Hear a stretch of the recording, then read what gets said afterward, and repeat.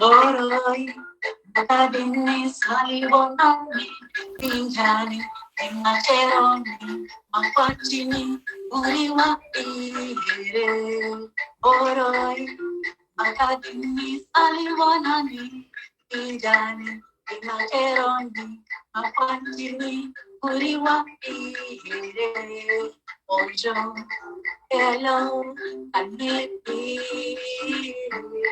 Ojo, hello, Anipi, Boroi, Akadini, Aliwanani, Linjani, Imacheroni, Mapachini, Uriwapi,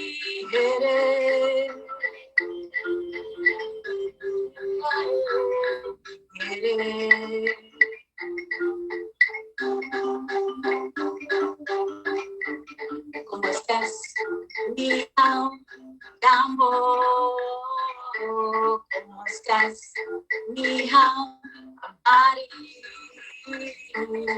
Shalom, Namaste, Konnichiwa. Hola, alo, ciao.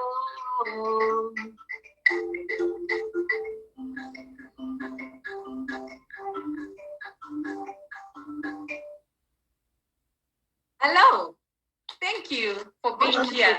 And sorry we started a little late, technical glitches, but we are here.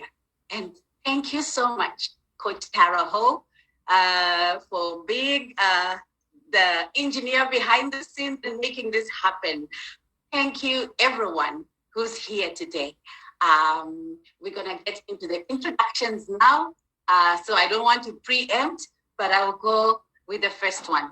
The first person that I'm going to introduce to this When Mothers Speak Summit or live, whatever you want to call it, it's a meeting of mothers, powerful mothers, is my own spiritual mother. And I say this from the heart. I've been loved by this mother. Mama, Thank you. Thank you very much. Thank you, my love. Thank you very much. It's one of my happiest days to be able to talk about my thrill and fascination of being the mother of my beautiful Francesca. I have met her, I think, a year and a half ago here in Ottawa, and we had a great time. She came and she played her music and we sang, and I met her future husband, and it was a great day. But what Francesca has done since then is mind-blowing. She wrote that book about mothers, Behold Thy Son, and in that she poured all her grief about how, children are brought up in a way, especially boys, not to respect women. And she was just telling her son all what we all need to tell our children. What we all need as mothers of boys, not to cater to them and let them, oh, come on, do this for your brother, do this, and have the girls serve them. So it's a delightful book. And I think she's finished her second book now, almost. Yes, mommy. Yes, almost. And she has lost a lot of weight. She has been running and doing everything, looking as beautiful as possible all the time. And she is doing a world movement now. Now, how big is that? I mean, how many people have done this in a year and a half? And of course, I understand she has a great coach, but so I just want to show her the admiration I have for her, and the power she exudes is just unbelievable. She's talking about power, and she is an example of that power. I'm sure, look at her children and the way she handles them, her boys. And I think she's an example. I think she should write the third book about what it was like to be a mother. Was really flourished. It's not only that she has flourished out of the role of the mother to become a powerhouse for all mothers and for all women as an example. So I hope you can do more of these things to be a mentor and an example for women. And I'm proud to be associated in any way. I hope you remember me when you're a star. Who knows? Maybe they'll have a movie. So that's I don't know about that, Mommy. So I'm going to introduce you now. You said way more than I was expecting. So I'm going to introduce Zeinab Mubarak. Zeinab is a mother of 2 men and 8 spiritual daughters and 5 grandchildren. As I already told you, I'm one of those privileged 8 spiritual daughters. Zizi has been empowering individuals with vulnerabilities during a 50-year career, especially women and persons with disabilities and persons with disabilities to be the best version of themselves in Cairo, Egypt, and in Ontario, Canada. She helped through her work with the Ministry of Community and Social Services develop programs for communities to support them. Now she continues to coach and empower women with children with disabilities, and internationally through a program, Mornings with Zizi, on Facebook, and Women Who Dream and Think Big to Reach the Stars.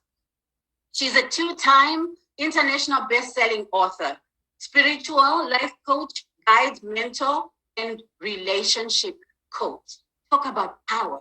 Talk about love. If you want to know what unconditional love really is, get in touch with Zizi. She will teach you lessons about love. I know because she chose me to be her daughter. And I know from the Elghatit, from being in her home, what love is. With my future husband, to whom she said, when you marry her, you must come to me. I'm her mother. Look at her and look at me. She's my mother. Thank you, Mommy, for being here. I'm proud. The next guest. Yeah. So the next guest I'm going to introduce is Christina Hepburn. Christina, transformational, spiritual speaker, photographer, writer, coach. Christina is a healer. Her purpose in life is to heal the planet. A spiritual speaker and leadership coach, she helps people heal their lives in order to ignite the leader within them. A published author, artist, and underwater photographer, Christina is a passionate diver, caddy, scuba instructor, and marine conservationist. Mind Valley ambassador. We met in the Speak and Inspire quest, and all of us have never been the same since that quest. Christina says that everything in her life is divinely orchestrated by source, manifested from deliberate intention. Christina only acts from the prompts of her heart and God's source. Universe always answers. Thank you, Christina, for being who you are and for being here. Our next guest, Amanda Nav. She has a very short bio, but don't let it fool you. Amanda is a mother of 2 beautiful daughters. She's an author of From Helper to Fitness Coach, entrepreneur, life coach, fitness coach, healer, mentor, and influencer. That's what I'm adding myself because I know her to be. She didn't give me that. With a 6-pack. Yeah, whose teachings are changing so many lives. She's just amazing. You watch her body, you say, she has 2 kids. So thank you, powerful mothers, for being here. Our topic is When Mothers Speak. The next one, the last one, Coach T. She is a proud mother of 2 sons, handsome, she said, proud wife too. She's balancing life with grace and ease while pursuing her dreams to make a global impact. Tara Ho is the owner of this Tara Ho Inspired Solutions, a personal and professional training and development company. He is a 3-time author, inspirational speaker, success coach, trainer, and workshop facilitator. She was recognized as a 2020 Woman Rising honoree by the Connecticut Women's Business Development Council. She has been featured in magazines reaching audiences around the globe. So these are the mothers that said yes to the call today. And so we begin. I'm done talking. It's your turn. Mama Zizi, tell us, what is your motherhood story? Well, my motherhood story is rather interesting. When I had polio when I was 1 year old. And I guess people assume that I won't be able to have children. So I have a cousin, like I was working with my future husband at the Ministry of Ministry of Research in Egypt. And she really liked him. He's quite handsome. And so she went to him and said, you know what? I don't think she'll have children. She didn't know that he had already a daughter from a previous marriage and he didn't want to have children. So he said, oh, good. I don't want to have children. So anyway, what happened is that like 9 months after I was married, I became pregnant, and my first son was now a doctor at the civic hospital. And my poor cousin stayed 9 years without children. So, you know, God has his ways of answering questions, you know, like when you assume certain things about people and you think you're the one who's strong and you should be the one who does this and that. He shows his strength in different ways. So the other thing about motherhood, I noticed in my generation, of course, which is older than you all, I noticed that mothers at that time were supposed to take care of the house, take care of guests, take care of everything, except of the emotional, you know, like the care we do now with our children, or then as much as possible. So my mother was sort of emotionally unavailable. She was available to my children as a grandmother, but as a mother, she was much too busy with because she brought up also 3 of my father's siblings who were orphans because his parents died, and she was not emotionally available. So I missed that motherhood. So I wanted to do that for my children and for their children. So that was the thing. So motherhood became like a mission for me. I wanted to be a mother to everybody, especially daughters and women, because I didn't have any. I wanted to, but I didn't have any. So now I have more than enough, more than I would have had. So I and my friends established also Mothers for Peace, which is an organization. Again, it doesn't have the loudness and the vision of Francesca's When Women Speak or Women United. But we were thinking that we spread peace and love one person at a time, one day at a time. Everyone through her own ways of doing it. And with my children, I don't think they grew up in an atmosphere where they were catered to. They knew, like, when they think what's happening to them and they find a difficult situation, says, Mom, when we compare what we're going through, what you had to go through, it's nothing as compared. So they see that a strong mother is not going to be pushed around by any man, nor do they want to. So that's the thing. But on the other hand, you know, as a psychologist, the research shows us that children of strong mothers don't have as much emotional and mental problems as much as children of weaker mothers. No matter what they think they have, they're still not as bad as the other children. So that is my trip as a mother, and I value every single person. I look at everybody as my daughters, and I'm old enough to be that way. So it's good I survived until this age to be able to feel that way towards everybody. So nobody is old enough to be less than my daughter. so that's it. Thank you for that. If you have any questions, I'm not sure. Okay, Mommy. No, I don't have questions. Just to affirm you for being the mom that you are. People see you here. They have yet to see all of you, how strong you are, how beautiful you are.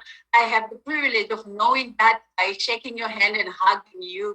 But when we talk about motherhood, you talk about changing the world or bringing peace one person at a time, one family at a time.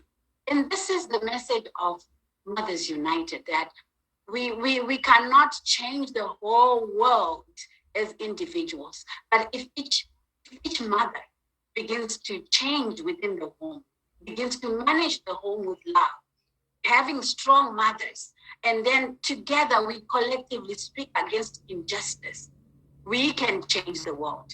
So whether an organization is small or big, whether it's one person, we all contribute to the global change. This platform is to say, let's bring those voices together, because already everyone is doing their little bit. But here we are saying, let's share our strengths and our experiences and our richness. So thank you, Mommy, for all the wisdom. And we're going to our next guest, which is Christina. What is your motherhood story? You're muted, Christina. I do that sometimes, forget to unmute. Good morning, everybody. First of all, I just want to say how deeply honored and grateful I am to be here on a panel of such beautiful women empowering the world. I thank you so much, Francisca, for inviting me. My motherhood story is that I was a teenage mother, and from a very young age, and still in a world where healing was much needed, including myself, I learned to grow. And through my life journey, being in the corporate real estate world and now leaping to be a spiritual speaker and life coach, it's been one polarity to the next. And what I'd like to share today is how I learned how to leap and live the life of my dreams.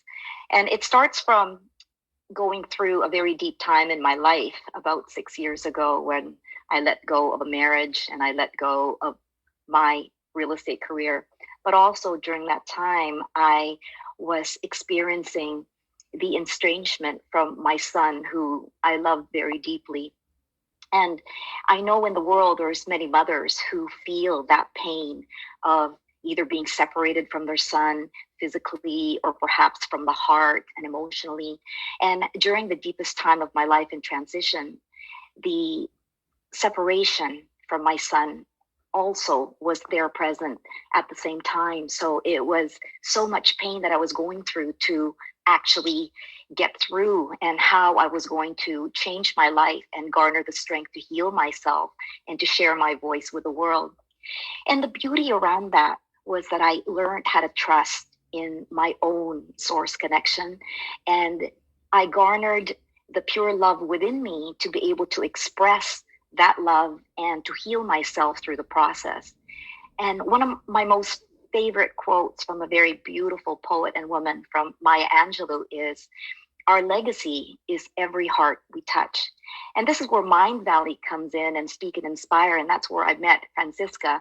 And during this time of deep, deep sorrow, yet transformation, and the possibility of hope and joy and love and leaping into something new in my life, I found myself with Lisa Nichols' Speak and Inspire course. And that's, as I said, where I met Francisca. And through this process, I was able to express myself in my true essence, without the image, without the identity that used to bind me.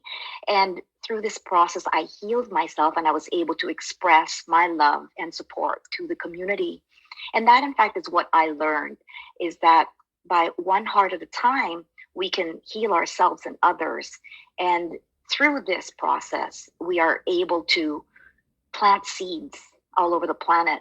And in my quest to heal the world and to heal the planet, I believe that each time we heal a woman's heart, a mother's heart, we can garner that mother goddess energy in which each one of us can spread that throughout the world.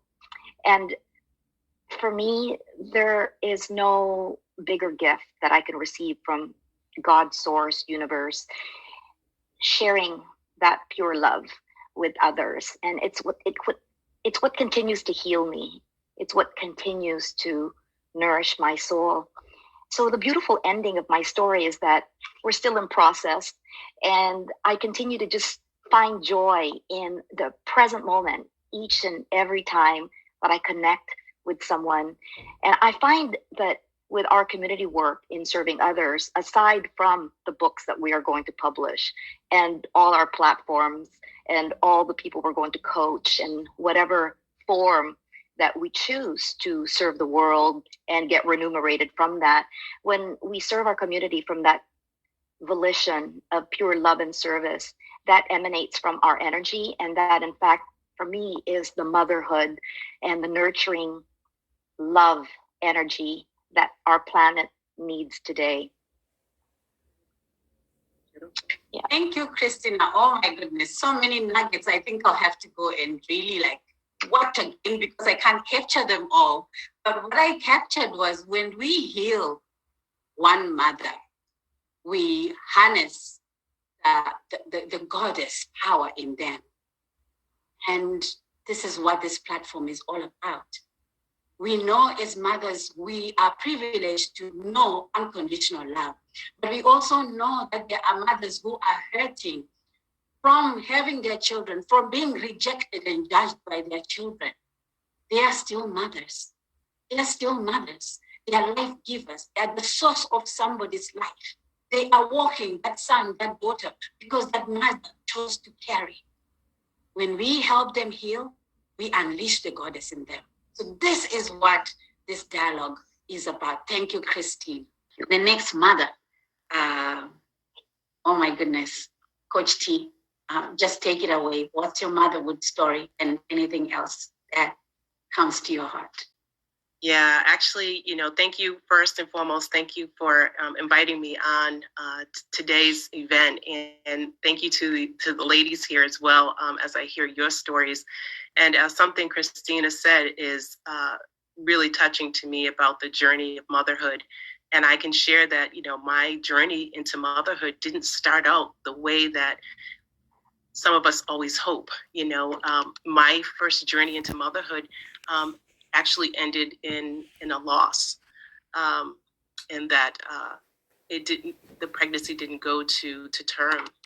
And, that was my introduction to motherhood, a time that I felt was on the journey I was excited about. I couldn't wait for, it was just like, oh man, this is what we were hoping for. And to get the news that medically God said, no, not now, not now. And as hurtful as it was for me, I had to think, okay, it's some kind of intervention, we just don't know what it was, right? But then I was blessed later. I was blessed later with a son. And then I was blessed again with another son.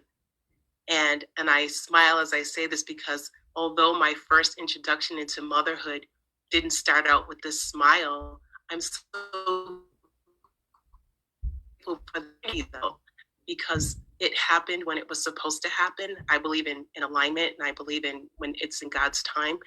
And for me, that was part of what I actually shared in my first book, because what I had to do over time, as Christina was just sharing about healing, I had to heal from that journey of my introduction into motherhood. That wasn't the exciting part that I had hoped for. And over time, I had to get rid of the shame. I had to get rid of the feelings of guilt that I had done something wrong in my pregnancy when I hadn't. It was just nature's way. And I think back now to, that journey and what was going on in my life at that time. I had lost my mother around that time as well. So I really think, like, again, it was intervention. It was God saying this wasn't the right time. You need to heal from the grief of the loss of your mom. And it was just not what it was supposed to be for me. But when I think about, my own motherhood and what I can give to my sons and what I believe I continue to give to them, I want to give them the view that a woman is strong in all aspects. I want them to appreciate the future women that they'll have in their lives by being respectful, respectful of themselves first and foremost, because when you have self-respect, that goes such a long way into other relationships that you have with other people. So my journey is still going. They're still young. They're teens. So I'm in the thick of it right now. So if any of you out there, have teens and can give me some extra support, I'm all ears. I'm all ears. I told you. So I'm grateful for my motherhood journey because I wouldn't be in a place of appreciating the steps that we continue to take as a family, but also just owning that bringing life into this world it's a beautiful thing, and it's a precious thing, and it's one to be respected. Wow, Coach T, you touched me deep inside my core. And I'm sorry that your journey to motherhood wasn't what everyone expects. We are always thinking things should go this way. But sometimes life is not like that. And what I love about you is your faith. Your faith in God to say, God said no. Because for me, if we want to heal, we have to have a deep faith, that belief that this deed that is horrible to us, that is painful to us, happened for a reason, and God is in control. Mm-hmm. So thank you for sharing your story and giving us that wisdom. Yes, Mom. I want to comment. I don't know if you all remember, but the mother is the only person in this whole world who's capable of giving true unconditional love. And we talk about God having unconditional love, the next person after God is the mother. There's no... Yes, Mommy. It's true. Like, like if, of course, I have to have empathy for mothers who go through hell with their parents and have, psychological problems, and I don't feel, and they cause their children a lot of harm. But these we have to look at with compassion and empathy, mm-hmm. that they were victims. And we have to have mm-hmm. become mm-hmm. victors rather than victims. But just remember, you as a mother is the only capable person in this whole world of giving unconditional love. No matter what the children do, you still love them and excuse them, right? Yes, Mommy. Thank you for that. I share the same view, and I say this humbly, not that as mothers we're trying to be big-headed, but I know that it is true. I know from watching my mother. I know from watching you. I know from watching the faces on the screen, and I know what they've gone through. Some of them, most of them, I know what they've gone through with their children, and they still love them, and they still pray for them. They never reject them based on their goodness or badness. They're still there. They take the insults, they take the judgment from the world. What kind of a mother is she? Mommy shaming. They're there, moving until the end. Yeah. So thank you, Coach T. Thank you, Mommy. Amanda. Hi. Tell us, what's your motherhood story? Hi, everyone. Thank you so much for having me here. So while I'm listening to all of you, it reminded me about my mom last time. So I'm working here in Singapore being a helper. So I was away from my family since I was young. So I always remember my mom last time that we have to do something for our life in order for us also to achieve our dreams. So, but for us last time, we were staying into a hillside that were not surrounded with beautiful, amazing society. So we don't really have that, those amazing education. That's why I started also to survive with my own life. So at the age of 13 years old, I worked with different family. And then at the age of 19, while I was studying in university, I got pregnant. That's the time that I realized how life tough is. But during those moments, then I just learned how to live by my own self. And when I had my two beautiful daughters, and it's more challenging for me, how can I support my kids if I don't have a job? It's something like that. And at the age of 28, I started to work overseas in order for me to support my two daughters. And now they grow up beautiful, and of course I always support their dreams. They are now teenager. I'm still here working in Singapore, and we keep in touch through video call, and I never see my daughters like 4 years now. So I only saw them in sometimes two times a year, one times in 2 years. But again, we can always keep in touch with them through our love, like video call if we are away. But you know what? It's really amazing that while I'm here working in different countries, like in Middle East and in Singapore, I discovered my passion. How can I heal myself? Because last time I was lost in my life, and then I was being sick last time, and then suddenly I changed my mind that I can do something or also for the lives of other women. That's why I am here also to support other mom, that how can they also take care of themselves in order for them also to do something for their kids, and for other women as well, to give lights to other people, that we can use our story to, to bring lights to other people. That's what I'm doing now, and it's so amazing that I am transforming a lot of people